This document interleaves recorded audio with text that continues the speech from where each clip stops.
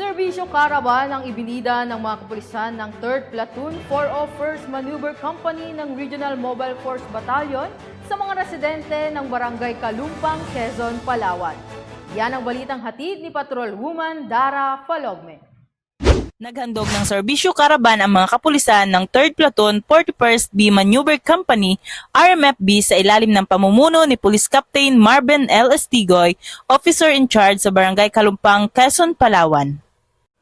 Ito ay sinagawa sa pakikipagtulungan ng munisipal na pamahalaan ng Quezon, Marine Battalion Landing Team 7, Quezon Municipal Police Station, Bureau of Fire Protection, Berong Nickel Corporation, Fraternal Order of Eagles, at ang Grand Quezon Manonggol Lady Eagles Club.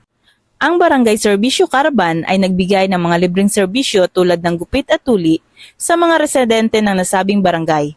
Patunay sa patuloy na paglilingkod at pagkakaisa ng mga kapulisan at iba pang organisasyon sa lugar. Sa pamamagitan ng pagkakaloob ng mga serbisyong ito, naglalayon ang mga kalahok na magbigay ng tulong at pagmamahal sa kanilang komunidad nang walang hinihintay na kapalit.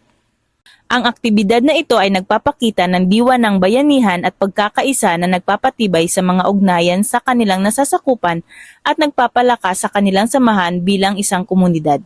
Ipinapakita rin ito ang importansya ng pagkakaroon ng mga ganitong proyekto sa pagpapalakas ng kapayapaan, kaunlaran at pag-unlad ng bawat mamamayan sa Barangay Kalumpang.